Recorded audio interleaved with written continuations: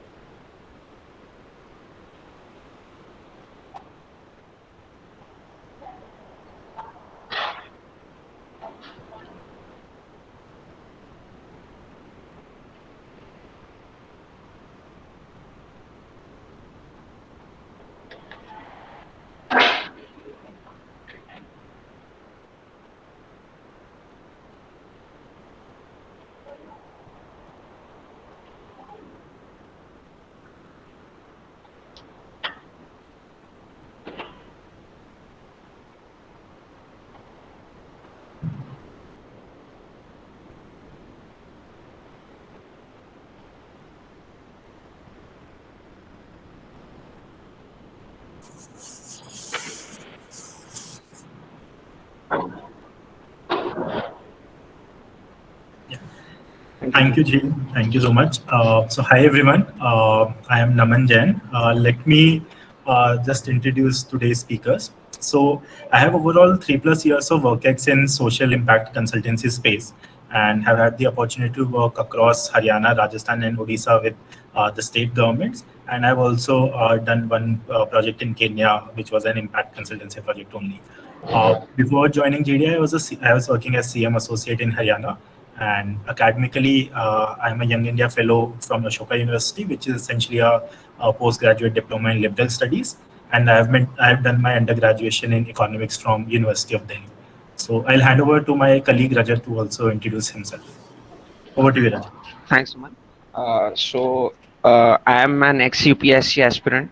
Jill just told you. So I gave 3 attempts in 18, 19, and 20, clearing my prelims in each attempt, but couldn't clear the mains.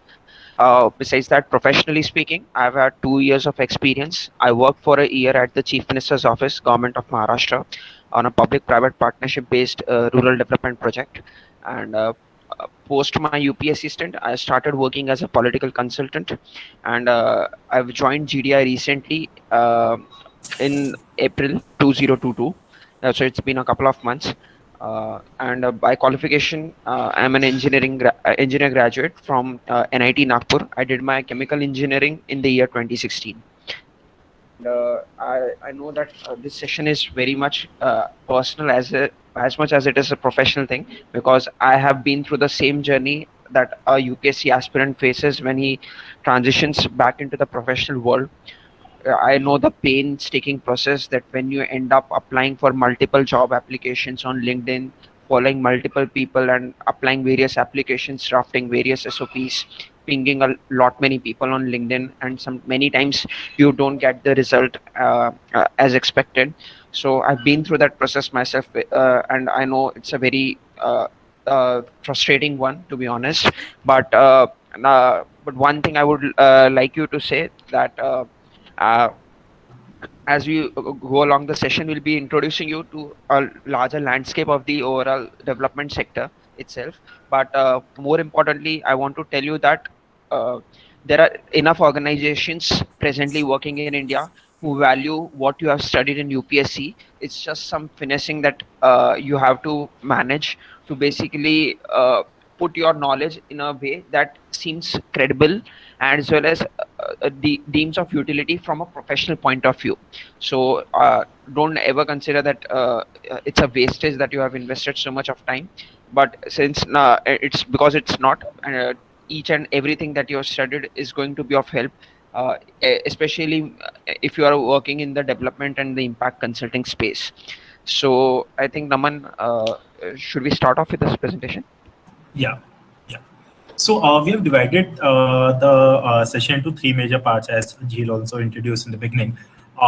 First, for the first 10 minutes or so, we'll be talking about social development sector in general, right? What kind of organizations exist, what kind of work they do, so that you get some sense of how the landscape looks like. Then we'll be deep diving into what GDI does, what kind of work we do, what kind of projects are we working on, what's our recruitment process, and etc. etc. And then last 30 minutes we have dedicated to open house and Q&A, where you can ask any question that is relevant to the presentation or to today's theme, right? So starting with the first section about social development sector. So if we really see what does a person need, in their day-to-day life, what do they want from the development sector or from government in general? They want food security, they want quality education, affordable healthcare, relevant. How can they build relevant skill set? How do they access clean water, and what are the income opportunities they have so that they can support their family also, right? So to enable all of this, and the need in developing or underdeveloped countries is much higher for all of these sectors or requirements, right? So there are primarily three type of organizations that directly cater to these needs in one way or the other. First is the governments, right? Where governments have various schemes and services through which they ensure food security, which is the food security program of India, right? Through various policies or through government schools, they ensure quality education is given, and similarly, they have a network of hospitals, etc., etc. Second is some NGOs also work towards these same goals or providing these specific things, right? We can take example of maybe TFI, right? TFI works on providing quality education to school students. There are also a lot of hospitals which are run by NGOs, and similarly, right?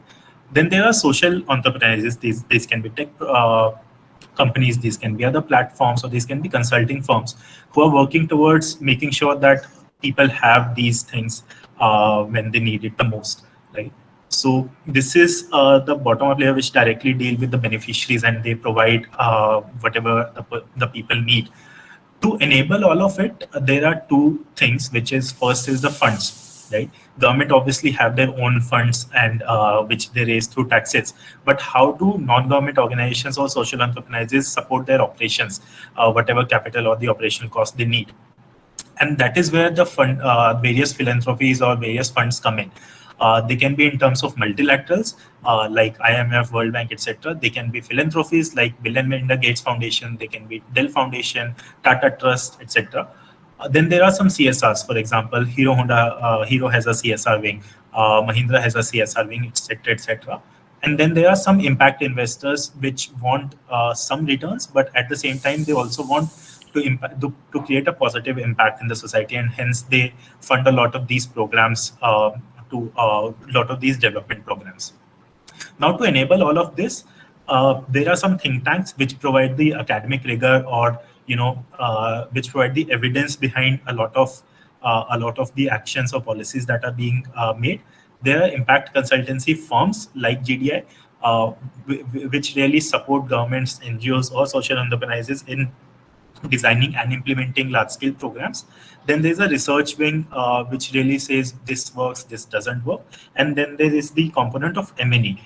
M&E is essentially, if we have done a program, let's see whether it was successful or not, and what can we learn from its success or failure, so that whatever programs are being designed in the future, they can be better informed, right? And all of these organizations interact with each other in a very different manner. And sometimes it's very simple, sometimes it's complicated as well. Now, if you want to simplify this and see how does, what kind of organizations really exist in development sector and what are some specific names. So on the left-hand side, you can see the area of work, right, which has been divided into policy, design, implementation, M&E, advocacy, funding, research, and campaign. This is essentially what kind of primary work do these organizations do.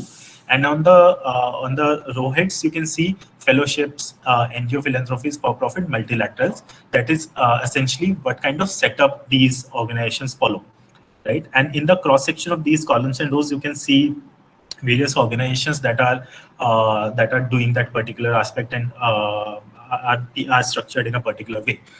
To give you a few examples, For example, LAMP fellowship. LAMP is a fellowship program, right, where a lot of young people come in and they support MPs in policy making, and hence it falls into the policy and fellowship space. Whereas if we talk about CMGJ, which is Chief Minister's Good Governance Associate Program of Haryana, they are also a fellowship. This is also a fellowship program, but they work on design and implementation of various projects and programs or policies, right? So whereas even though LAMP and CMGJ both are fellowships, but their work differs a lot. And similarly, in this matrix, you can see that GDI fits into for-profit design and implementation category, right? So essentially, we are a for-profit firm, but the idea is how can we leverage our expertise, how can we leverage whatever we have learned to create positive impact in the society, and we do this by helping governments as well as social impact leaders in designing and implementing programs. Rajat will also be talking about what kind of work we do in detail in the next section. So over to you, Rajat. Okay. So I'll be elucidating about what our organization GDI does, what is the spectrum of projects we have involved in, and across this pertains to the kind of stakeholders we engage with. So Naman, could you take it forward? Yeah. So to give you a larger perspective, GDI believes a main motto of our organization is to secure opportunities to build an equitable and inclusive world for everyone. So this is our core philosophy of our organization, that we wish to make the world equitable and inclusive for everyone. And our interventions span across majorly three verticals. One is the governance transformation, another is program management, and another is strategy design. So in terms of governance transformation, we are basically working with various state governments, because states, we believe, is the arena where a lot of action takes place. The mandate to implement policies is largely with the states. So a major fulcrum of engagement is with the state governments, and with the states we are working on various projects, be it improving farmers' income or improving learning outcomes in government schools in Rajasthan. And in the program management vertical, we basically uh, al- we basically handle the state government's entire administrative machinery, anchor all the other non-government players who are there in the ecosystem to ensure that there is convergence of efforts among every stakeholder. So just like in Rajasthan Mission Bunyad, we have Gandhi fellows who are working for education. We too are involved in education. So our job as a project management program manager includes that everyone's mandates are aligned towards achieving the same common objectives for the state. So this is what a program management vertical usually entails. So basically, we have to create a common anchor. It's our responsibility to anchor everyone to the common goals that we have fixed for achieving a mission. And third is the strategy design. Those now in strategy design, we work with various corporate sector entities as well, who are mostly involved in the impact space, or who are involved in creating social impact. They can be even for profit or for not or non for profit, and we basically advise them on what should be their strategy going ahead for the business or for their organization's mandate to grow further in the years to come. So I'll to give you a much more detail. No one, can you make move to the next slide? So this is the schematic of our interventions. So basically, we are sector agnostic firm. Basically, our interventions are sector agnostic. So we have engaged ourselves in Mission Bunyad, which is an education project to improve learning outcomes for over 1 million girls in Rajasthan. We have involved ourselves in Odisha, where we are working for improving farmers' livelihood and assisting in improving their incomes through various interventions like price dissemination to farmers. Uh, and one another one is innovative edtech financing, wherein it's an Niti Aayog based project, wherein we have been working with a third party private vendor to basically improve learning outcomes across 700 government schools in the aspirational district. So and one more critical intervention is with the Delhi government, wherein we are assisting them in improving the air quality in the Delhi NCR region. So as you see, We are a sector agnostic firm and are spanning across geographies. And Naman, can you go to the next slide? We have also intervened in Africa. We have assisted, there's an organization called ICED, International Center for Evaluation and International Center for Economic Development. And that organization is based in Kenya. It's a largely monitoring and evaluation organization. So recently we created an internal strategy for the organization, so to achieve to draft what should be its long-term goals, and how the organization needs to align internally its systems and processes to achieve its long-term goal. So this was our intervention in Africa, and we are still continuing to engage with them as well. Before we move on, I just want to add on to what Rajat said. So the idea behind governance transformation or engaging with both public and private sector is simple, right? The idea is that the scale at which we want to work on, which is we want to transform the entire world, right? And that scale is provided by only governments. Government is the only entity currently which engages thousands or lakhs of people and which really impacts lakhs or crores of people, right? So hence government becomes a major lever for our interventions. And secondly, uh, we believe that innovation comes from private sector a lot, right? And hence, how can we leverage the innovation of private sector and combine it with the scale provided by government sector to really create large scale impact? To give you a few examples, we can see under Mission Bunyad, right? Under Mission Bunyad, we are targeting 10 lakh girls, right? And we are using very innovative edtech tool called Personalized Adaptive Tool developed by Conway Genius to really drive this particular intervention. If we talk about MAS, which is our agriculture project in Odisha, we are targeting around 50 lakh farmers, right? And these are very huge numbers. And that also makes us unique, right? That we are targeting lakh, some lakhs of amount in each of our targeted intervention in each of our project.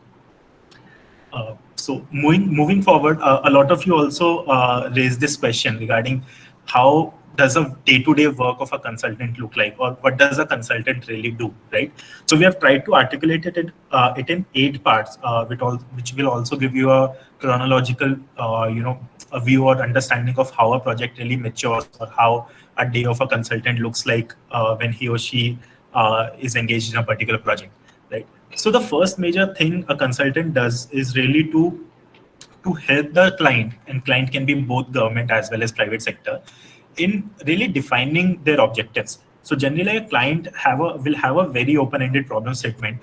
For example, that I want to improve the education scenario in XYZ state, right? But education system in itself contains a lot of levers, and you can do basically anything under the umbrella to improve the education system. But what kind of particular objectives are you setting up for that particular program, right? That I want to achieve this much increase in enrollment by this particular year, right? So that is how we help the client in defining this particular problem statement so that it becomes measurable, it becomes achievable, and there is a time limit to it, right? But what we generally call the SMART goals. You might have heard about it. Second thing we do is structuring the problem statement. Again, let's take the example of improving the education system only, right? Now the education system can be improved by ensuring absenteeism is low, by ensuring that textbook is delivered on time, by ensuring that whatever teachers are teaching is relevant, and they are, and that is aligned to the curriculum which has been prescribed by the state, right? And there are X number of things that can be undertaken. But now, how do we structure the problem statement, the overall problem statement, and divide it into various components so that we can focus on some specific components which are low hanging, and if we are able to solve for those particular problem statements, then it will create the maximum impact, right? So that is the second type of work we do. Third is gap identification. Again, this essentially entails conducting a system-wide diagnosis, going on field, talking to a lot of people, checking how the ground realities are, and then seeing what interventions really make sense and what intervention should we go ahead with, and what are really the gaps which needs to be filled, which are very critical for the system to function efficiently. Then what we do is we also collate a lot of best practices from across the sectors as well as across geographies.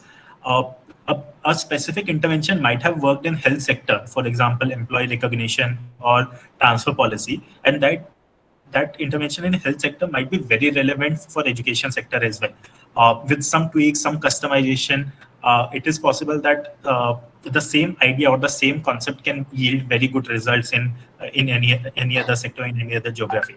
So that is a part of our job profile, that we source a lot of these best case practices.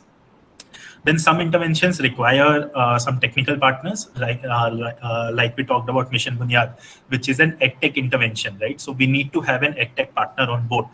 We are not a we are not an edtech company, right? So we onboard suitable technical partners which can help us in running that particular project. We also do we do solution designing end to end, right?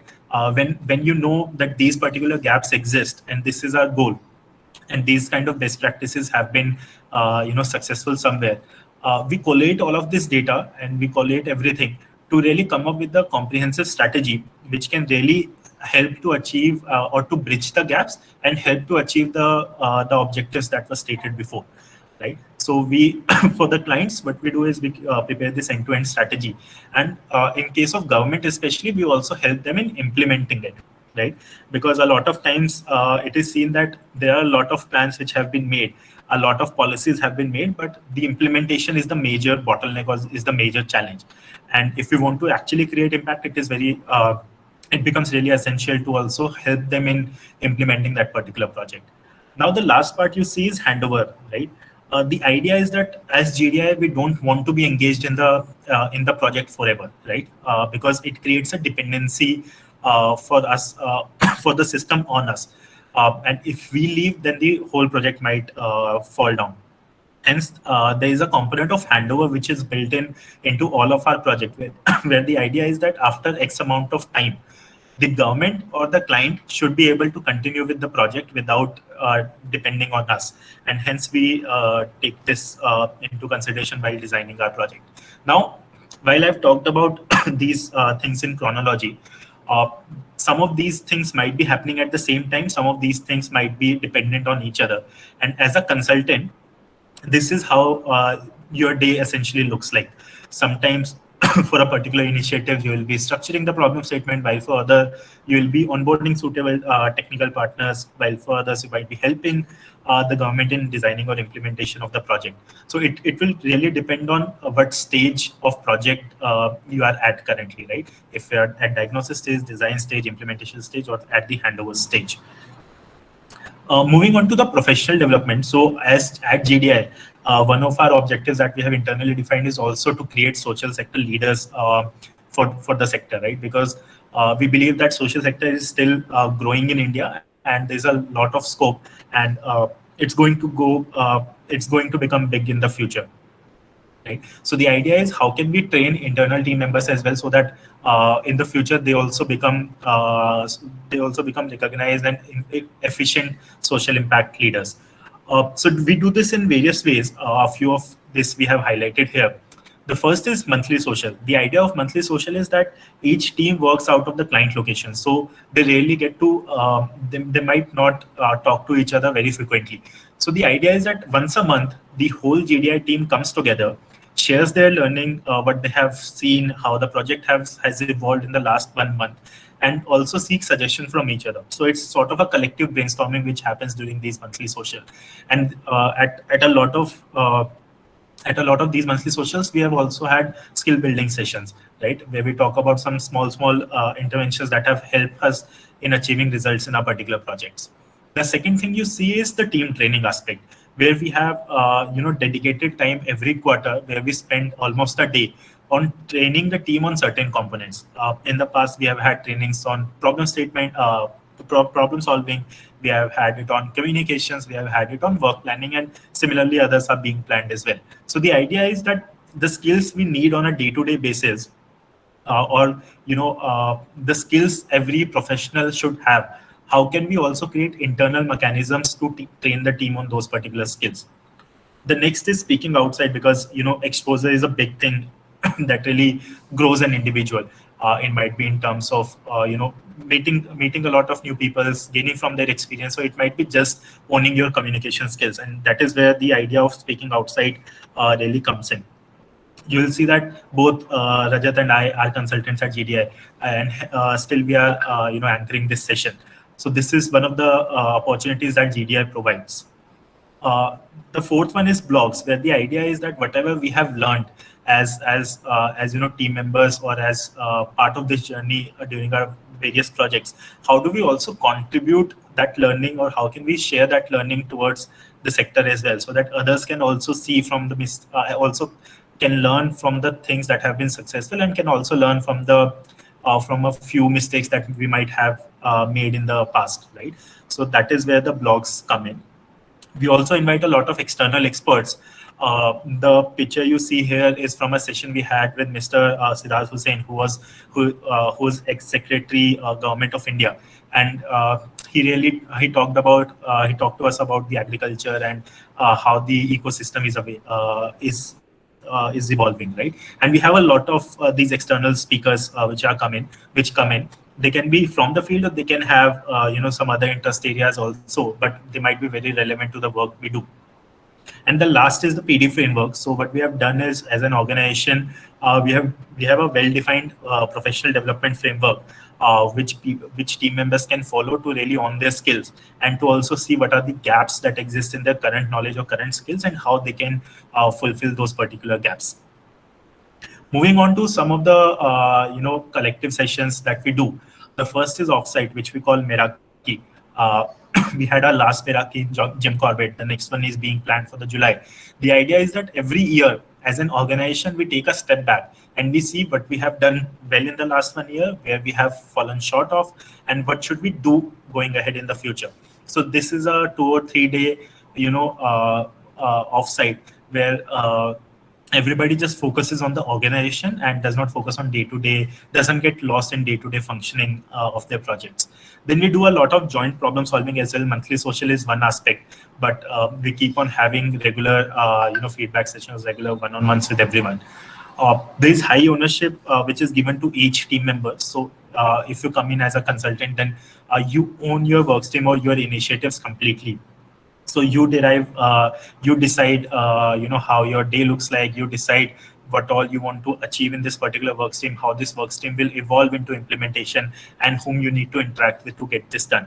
You are supposed to take end-to-end ownership of the particular initiative and run it through the end. We have also done it for internal GDI building. So the picture you can see here, we call it brick by brick framework for GDI, which we have used to build internal processes or internal guidelines about various aspects of GDI. We have a lot of diverse people. We have people who have engineering background, people who have one person has done her graduation is French studies, right? And we have people from I am from economics, Rajat is from engineering background, and similarly from other backgrounds as well.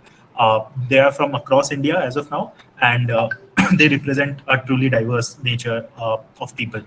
We believe in providing equal opportunity, and everybody that comes to GDI during the applicant process is given 100%.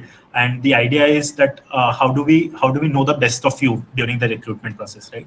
And then for major events, we also do a lot of team celebration activities. It can be things like Diwali, Republic Day, Independence Day, etc., etc. So I would like to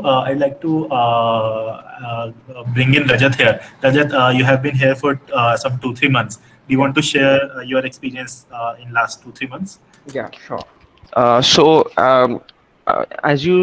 Naman pointed out, these are part of the professional development framework that the organization has designed, keeping in mind that we need to constantly hone our skills to be efficient at what we do. And since I assume a lot of you must have had gap years for preparation, so you must have lost on that opportunity to build up your professional skill sets. So I think at GDI we basically we have a very strong focus that we take each individual's professional development a core part of our organization mandate. And so let's say if someone is weak in quantitatively analyzing data, or to arriving at data driven insights, and or for that aspect, someone is having some lacuna in clear articulation of problem statements, or to pitch to high level clients like, let's say, Niti Aayog or World Bank, to ensure that you are capable of making such level of high quality deliverables. We basically provide you skill set from end to end. So basically you will be going through a lot of brainstorming sessions, which uh, clear your mind as to how does a consultant need to proceed ahead. So I see that a lot of you must have been either must not have might have had social sector experience, or you must have worked prior to that in the corporate sector. So in the corporate sector, usually you end up working within your office, but in our space we have to manage with a multitude of stakeholders, be it government, be it central government, be it state government, be it other NGOs, be it some third party private organizations. So this stakeholder management is a very pivotal skill in our organization, because we need to align everyone's interest in, so that we are all on the same page as to any step that we go ahead. So this is a very crucial skill set that we provide everyone a chance to learn at GDI. And for that matter, we have strong mentorship support from all the program managers, from all the founders and co-founders of the organization. We have a personal one-on-one session after every month, so as to assess as to how was your performance on the feedback that was given to you on some skill set, and what are the ways that you need to work upon so that you improve upon them. So for those who might feel at the moment that they might not be getting shortlisted across many companies because of the gap year, so I think GDI offers that chance to let go of your past and build upon a very sharp, cutting edge skill set, which is absolutely top notch across all industry standards. So this is a very vital component that we as an organization believe in. And this Naman just explained to you the various components that we have had, that he showed just now. So I think it gives you a sense as to how a UPSC aspirant should treat this opportunity. Yeah. Thank you, Rajat. Speaking about the partners we work with, right? We talked about we want to leverage both government as well as private partners in creating impact. So there are, our partners can be categorized in broadly three buckets. First is the government partners. We are currently working with government of NCT of Delhi. We are working with Odisha government, Rajasthan government, and we are working with Niti Aayog as well. In terms of philanthropies or multilaterals, there is a foundation called CIF, Children Investment Fund Foundation. We are working with BMGF, which is Gate Foundation. We are working with Dell Foundation, and we are working with World Bank for our various projects. In terms of sector experts, we have partnered with EPIC India, which is Energy Policy Institute based out of University of Chicago, and they are our partner in the climate project, which we are doing in Delhi. Then we have Convegenius that we talked about. Convegenius is an edtech platform that is helping us with the Mission Bunyad project in Rajasthan. We have Cavalier Education Foundation, which is providing us on-ground support again for Project Mission Bunyad.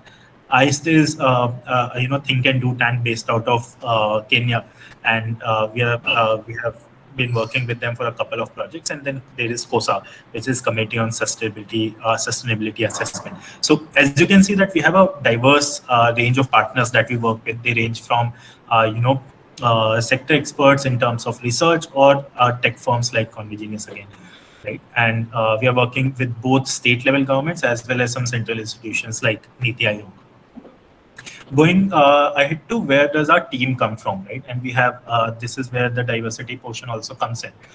If we talk about academic institutions, we have a lot of people from various colleges of DU, Delhi University, which is Hindu College, LSR, and we have many people we have a couple of people from JNU also.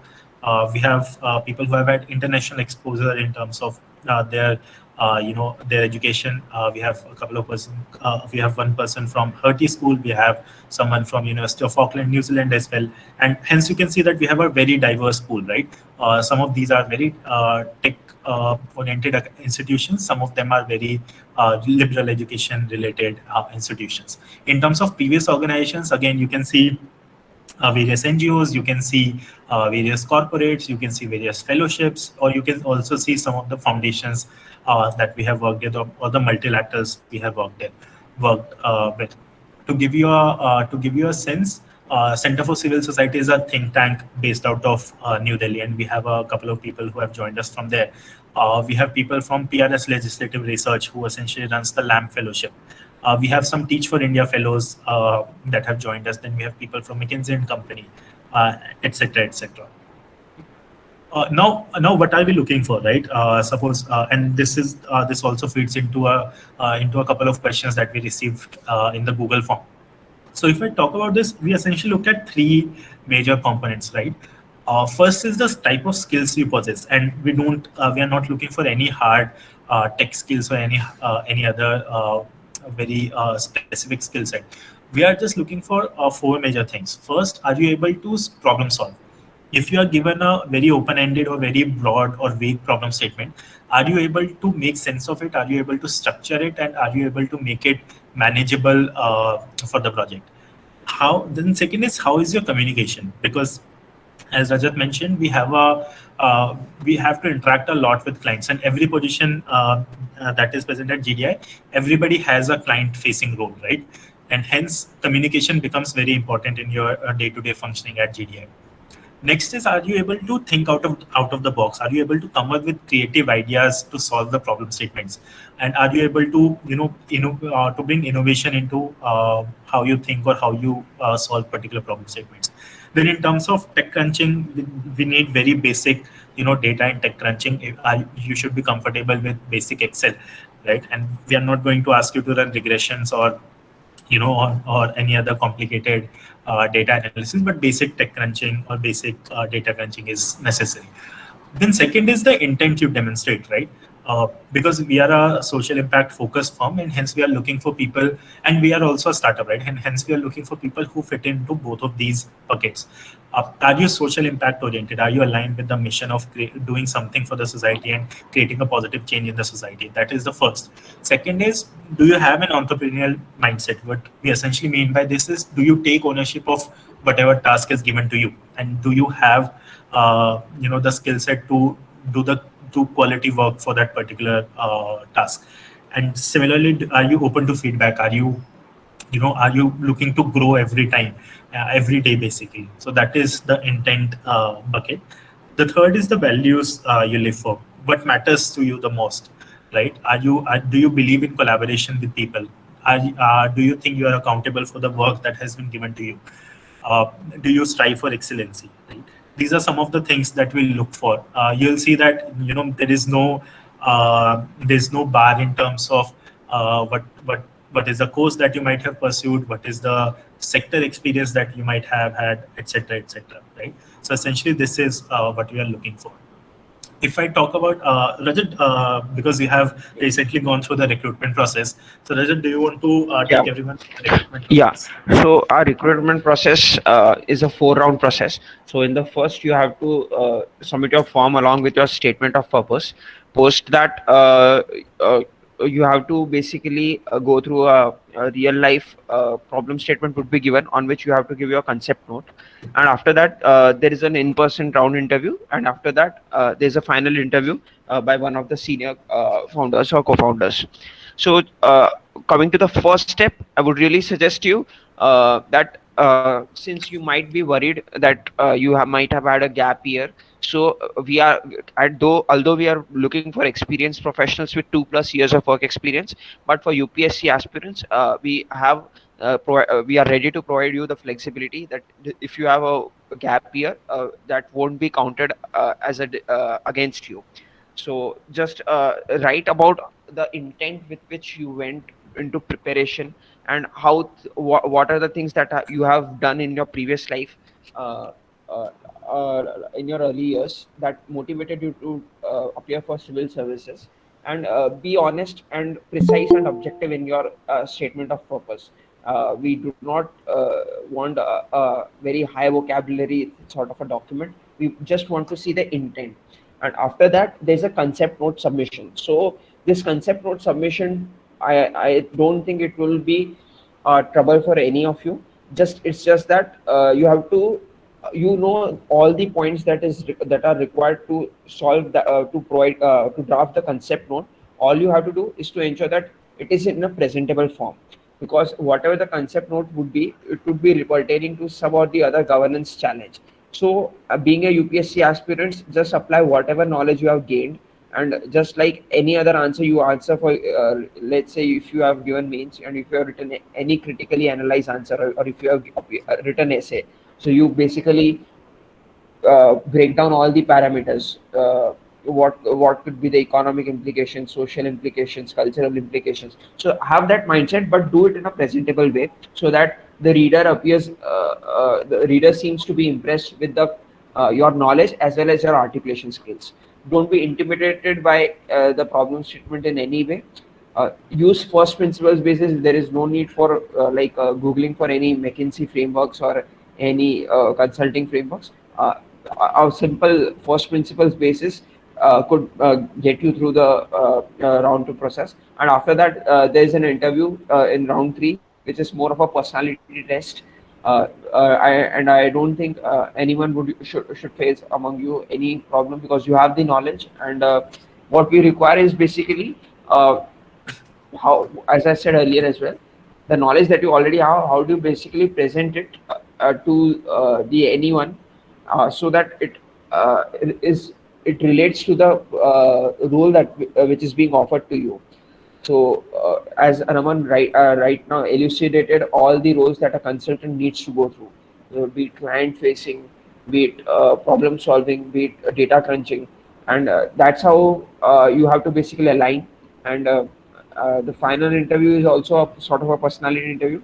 It's a much more deep. The interviewer will go in much more depth in that last stage.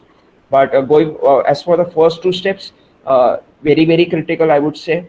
And I think every one of you, like all of you, have what it takes to clear the first two rounds. Everything that you can basically uh, you just put your mind, be at ease, and while solving the problem statement, and structure everything proper in a proper way. And that's it. That was my experience, and I'm here today. Thank you, Rajat. Just adding on to Rajat's point, so you will also see that the three skills that we talked about, right? Skills, intent, and values. These three things will be tested across, the recruitment process. One thing that is important is problem solving, right? Whether it's the concept note or during the interviews, because during the interviews also we might have case study round, where the intent is to see first is how do you communicate, whatever you are thinking. Second, how do you present it, as Rajat mentioned?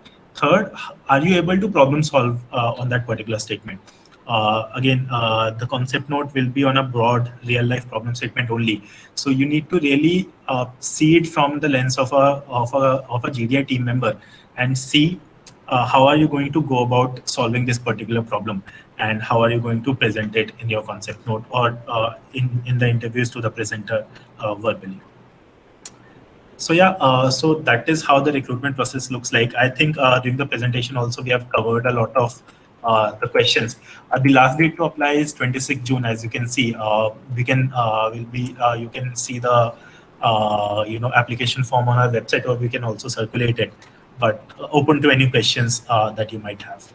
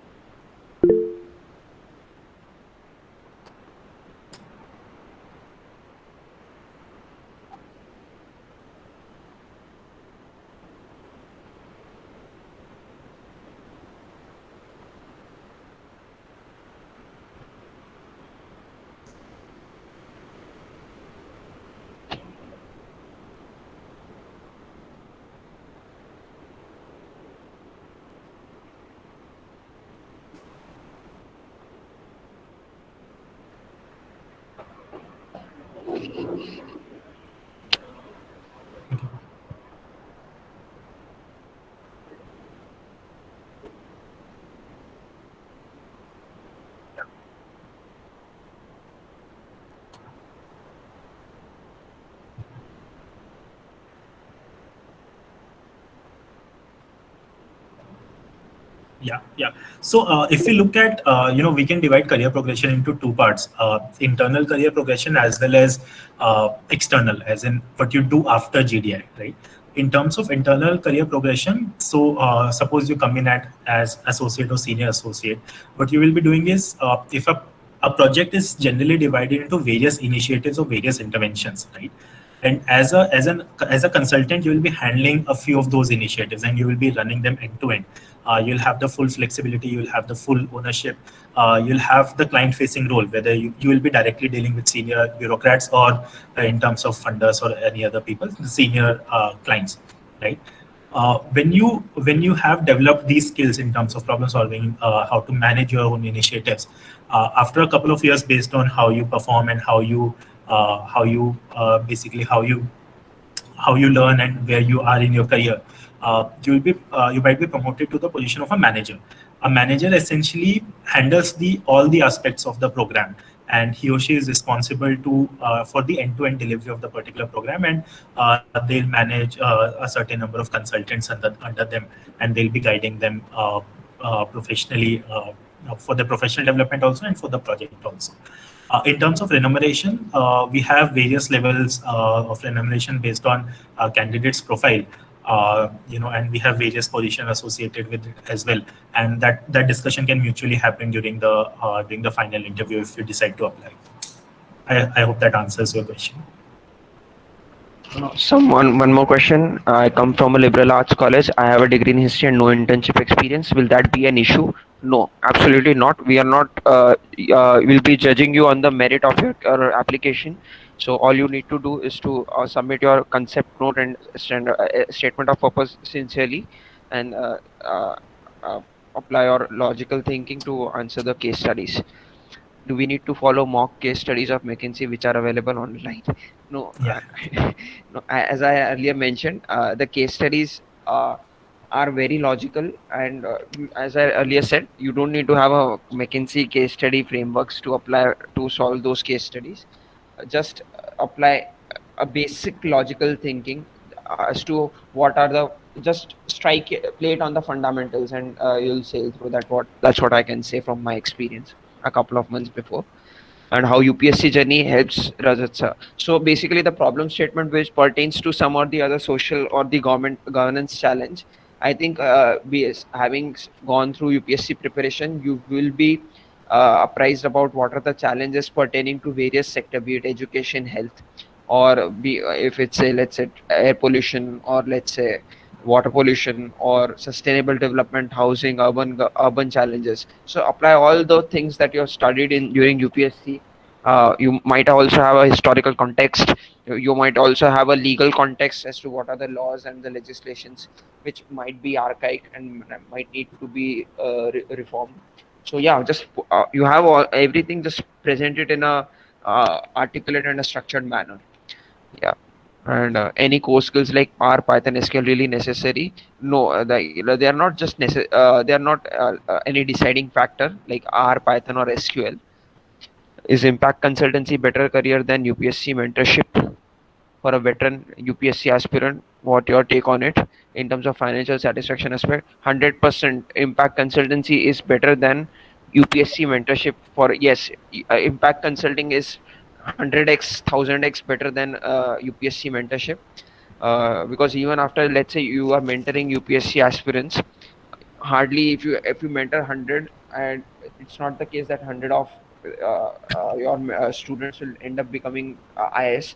So hardly a couple of will become IAS, and others might also need some support. But as I earlier mentioned in my LinkedIn post, if it's really impact that you were chasing as an aspirant, so I think whether in bureaucracy or what we are doing, we are not creating any less of an impact than, let's say, any other bureaucrat or secretary in the government of India. Can you see? Can you just imagine the scale with which we are impacting people? So Naman is working on a farmers agriculture project, World Bank based agriculture project, which is impacting directly lives of 50 lakh farmers in Odisha. It is one of the most poor state in India. I am working on a digital transformation education-based project in Uttar Pradesh, impacting.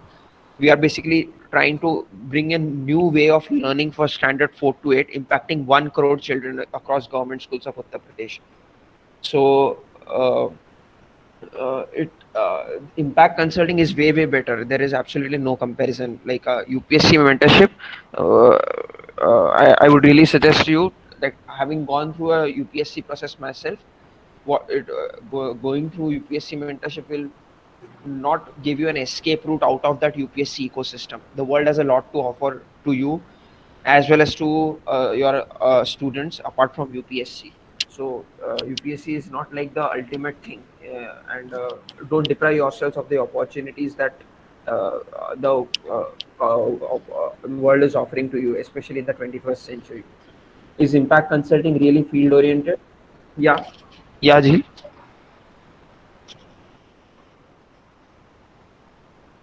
Yeah.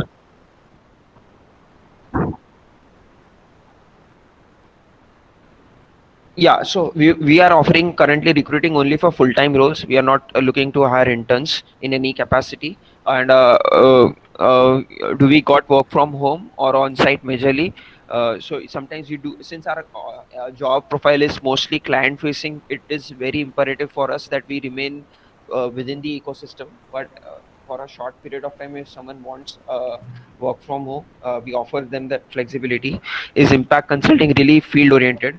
uh, it's not field oriented. Like, we won't deploy you in a village for a permanent basis. But as and when the time demands, we need to travel to meet the stakeholders, because as we are working as consultants with the state government, the implementation again for the rests with the district administration. So a district agricultural officer will have to actually execute all the policy changes that we are recommending to the state.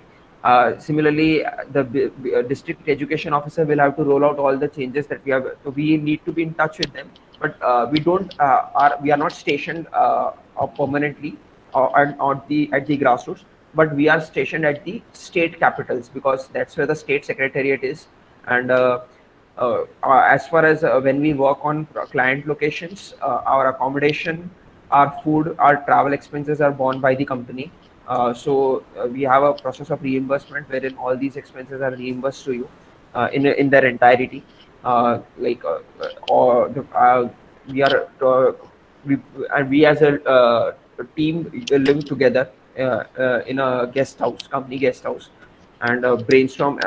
We go to those clients, which is the state secretariat, to meet various secretaries, and yeah, that's how our office setup is. So When we, adding on to what Rajat said, so base location for everyone, right? And this is one of the question that Google that was there in Google form also. We don't hire for any project, right? We hire for GDI, right? When you come to GDI, your base location is Delhi, no matter which project you are working on. Based on the project requirements, you might be traveling to the client side, or in most cases, you stay at client side, as Rajat mentioned.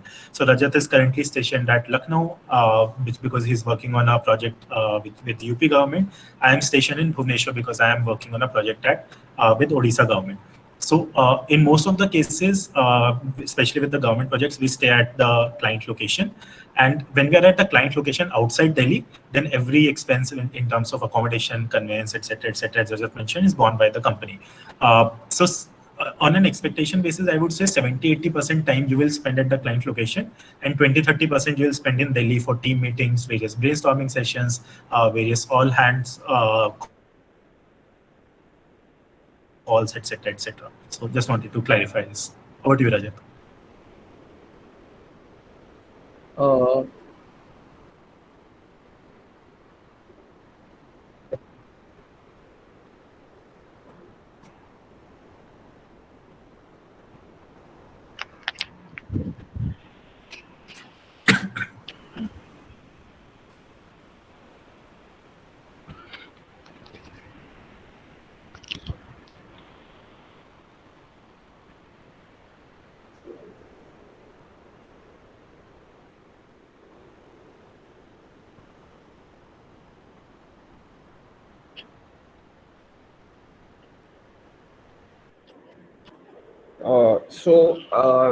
Being a UPSC aspirant and GDI being a governance consulting organization, so any project that I was deployed in, I had all the understanding about the landscape which is presently there.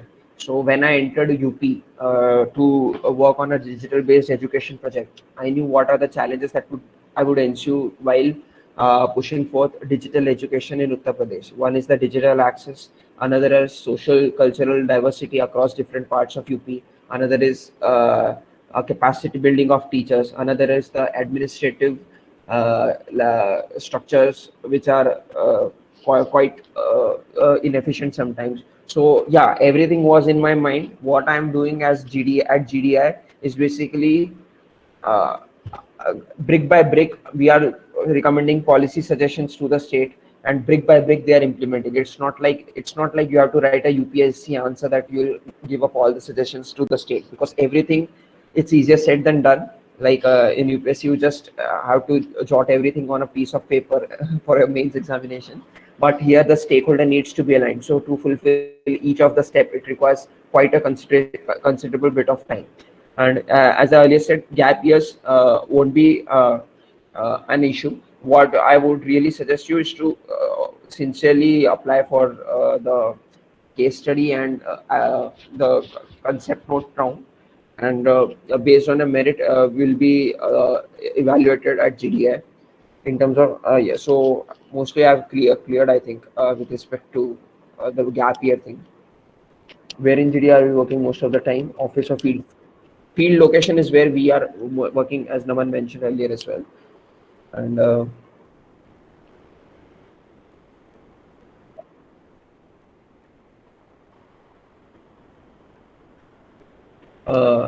so 26 is the last date. And Naman, can you come pitch in for this? Yeah. So the entire recruitment process should take anywhere between 2 to 3 weeks. We are generally very quick with the results, but based on the application, it should take maximum 2 to 3 weeks period.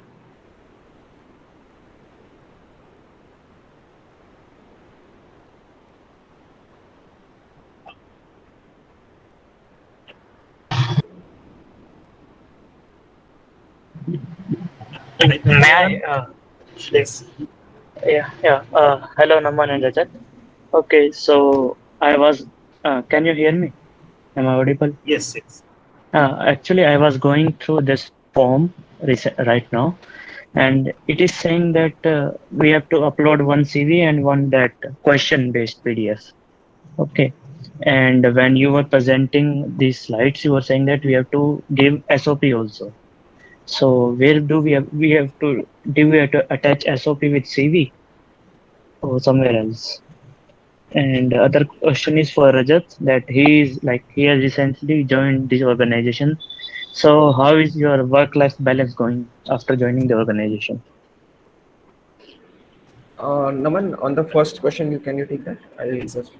Yes, thanks for pointing that out. Currently, the answers to one of those questions will work. Yeah, so you don't need to submit a separate SOP as of now. If we need a separate SOP and if we want some clarifications based on your form, we'll reach out to you. But currently, whatever information is being asked in the form is good to go. Okay. Work-life balance, Yash, as you said. So we have a 5 day a week, and I think it's a very decent work-life balance that you all get. On some exceptional occasions, sometimes yes, you have to work. Consultants, basically, we have to respond to whatever the client demands. So, and whenever the client demands, so if there are some urgent requirements to the client, so for that purpose, we need to be on our toes. But most of the time, yeah, it's a pretty sorted life. The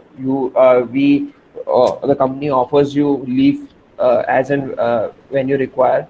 We have various gatherings, monthly socials, wherein every team gets together every month across share learning. So it's not just as if we do work alone. We also reflect and enjoy ourselves, and it's work as well as life, I would say. So yeah. No, don't worry on those aspects. I think it's it's a perfectly fine organization, and there is an absolute work-life balance there. There's one question by And Nadia that I wanted to take. How many consultants it is GDI hiring, right? And basically, we don't have any number in mind. The philosophy is twofold, that we don't want to stress hire people. That in case we do not find, let's say, enough people to join our, which match the in terms of skill set or the values, we are not going to make stress offers. That is one. Second, our experience has been that it is very difficult to find people who are, very impact oriented and who have the right skill set, and hence we never cap our recruitment numbers as well. The idea is how many good number of people you find. Let's onboard everyone and let's work with everyone. Opportunities will come in the future. That's not an issue, but don't want to keep a bar on our recruitment numbers. So, Manjula, uh,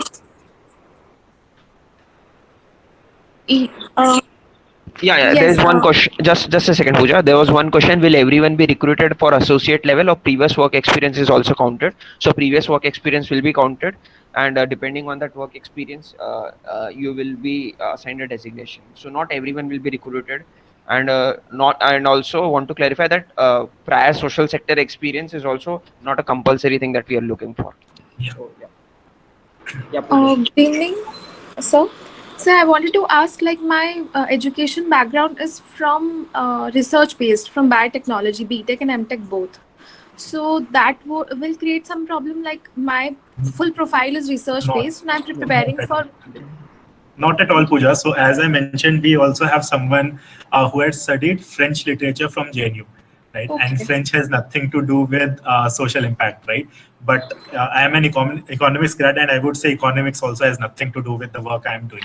In fact, Uh, Pooja, one more thing that I would like to add you, that we will might end up having a project wherein you can leverage your skill sets in the biotech domain or in the healthcare industry. We are looking to basically expand our areas of intervention, and in fact, what you are what apprehensions which with respect to your qualifications, that might turn out to be an asset for you as well as to the organization. Okay. Thank you so much. Thank you. there's one question by Apurva also. Yes, yes, Ji.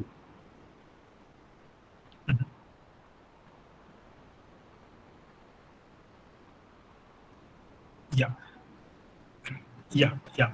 So correct. So, see, obviously, the interests of the team members is taken into account while deciding what project they'll be deployed on.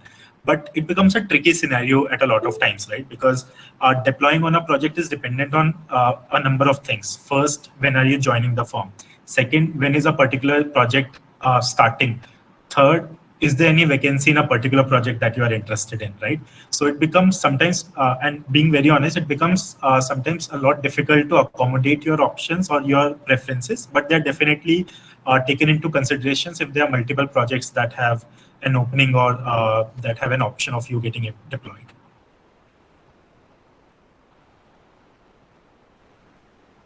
Yeah. Yes. So Apurva was asking about how does one prepare for the case study round, right? So Apurva, as Rajat mentioned, you don't need to, go through any, pre-made frameworks or any other scenario. We believe that whatever learnings you have had as part of preparing for UPSC, it gives you a very good base on critically analyzing a lot of, problem statements. However, what we'll be doing is during the interview process, we also share some resources to help you structure your problem statements better. So I believe before the first round of interview, you'll get a set which you can leverage. It's not compulsory, obviously, but which you can leverage to own your case study skills. So just to throw some more light on that. So case study is basically they are seeking a solution from you. Now, when you as a consultant, you might be providing certain solution. Have that approach of a UPSC aspirant, like you end up providing data, you end up providing reports, you read so many things, like you read World Bank report, you read UNICEF report, There are so many reports that every UPSC aspirant reads. Okay, so you have that context in your mind. Okay, you read economic survey, you read Niti Aayog annual statistics, you read about employment, job opportunities, export, all those things, all the data points you have gone through in your UPSC preparations, and use them anywhere and structure it properly. And do internet is there for secondary research, even if you find anything missing. So yeah, just present it in a neat and tidy way, and I don't think it should be an issue for any of you, to be honest.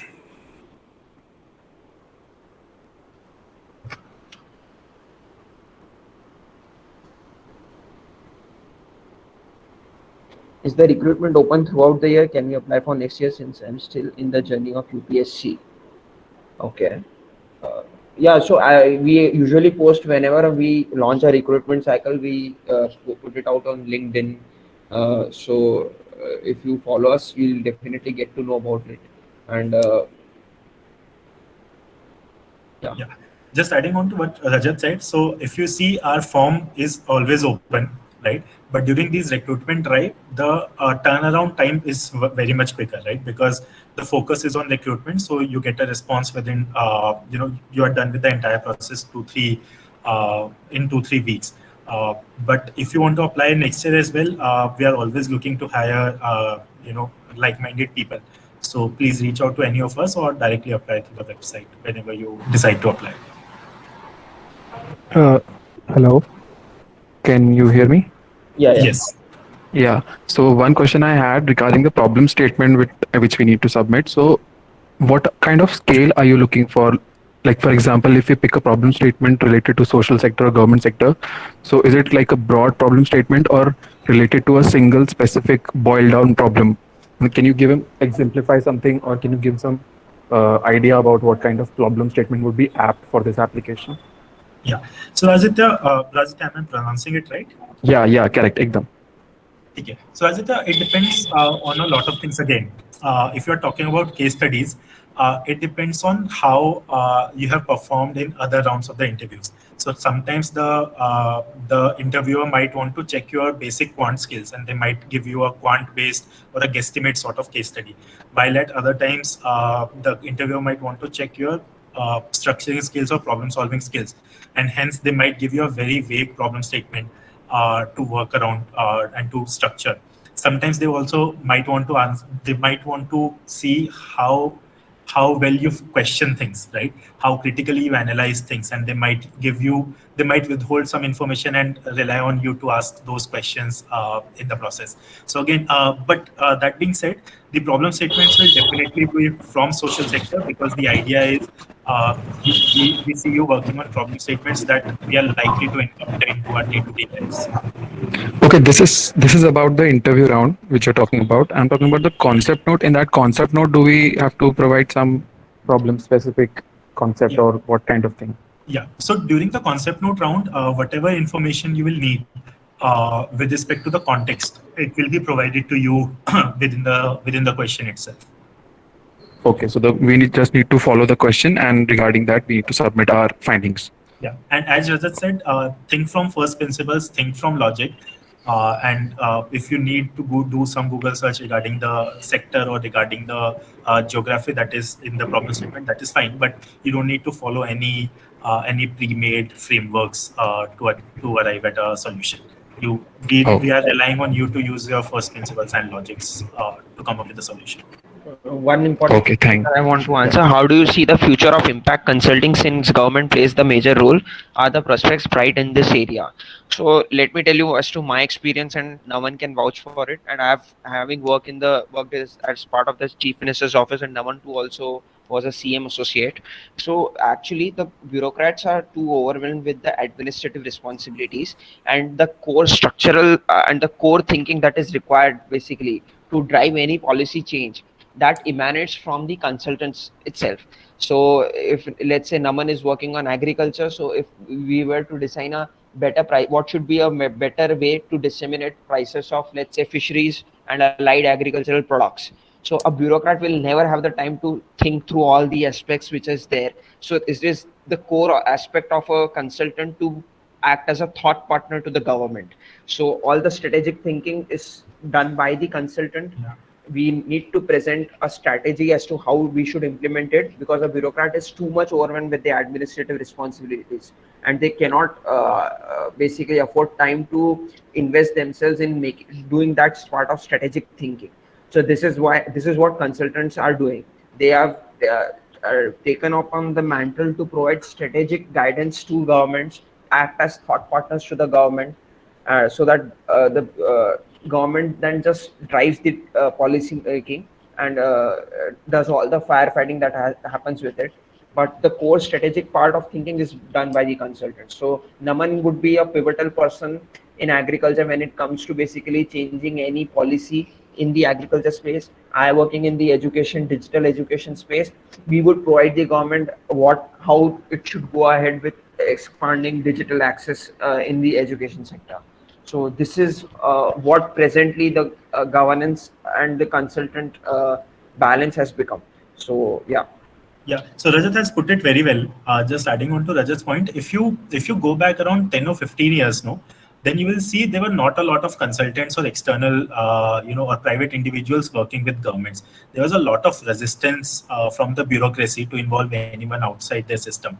But it has changed a lot in the last 15 years, and going forward, it's going to change only.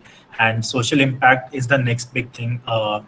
Is one of the next big things that India is going to see growing very fast.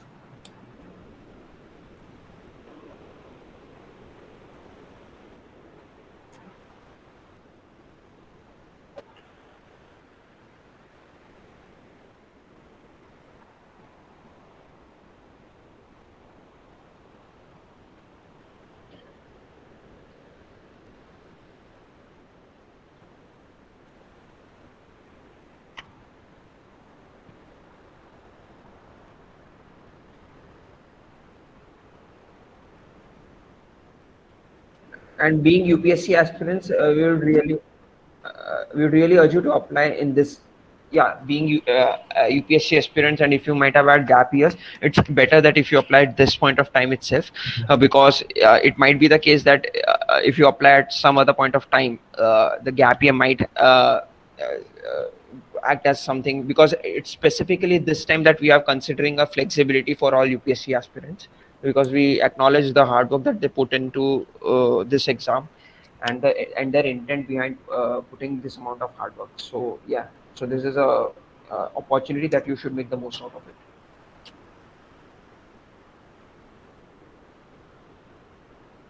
Yeah.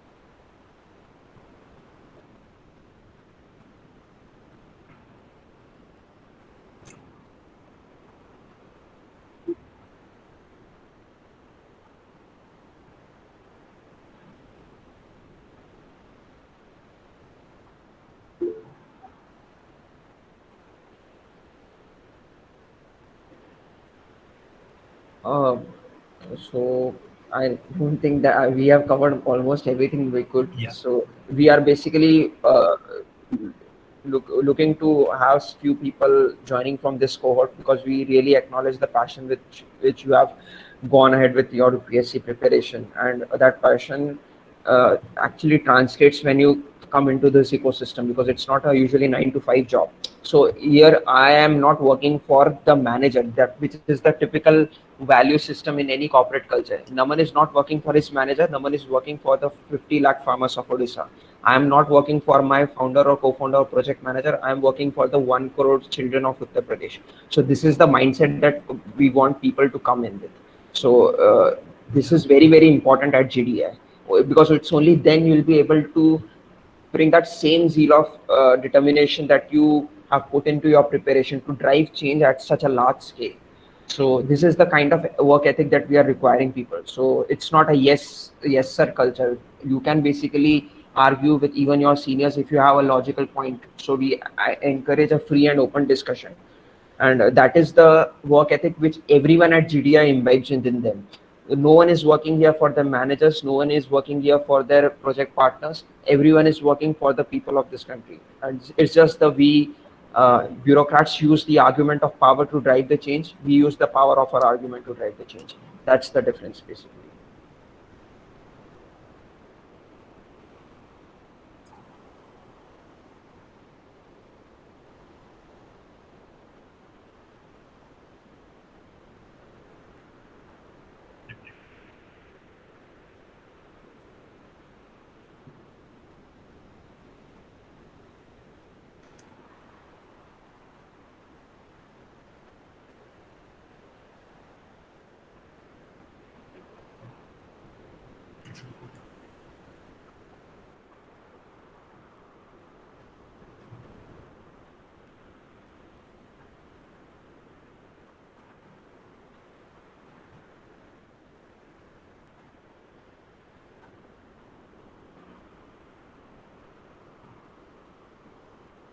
Thank you, Ji. Thank you, everyone. Thank you for joining. Thank you. Thank you. Bye. Bye. Thank you.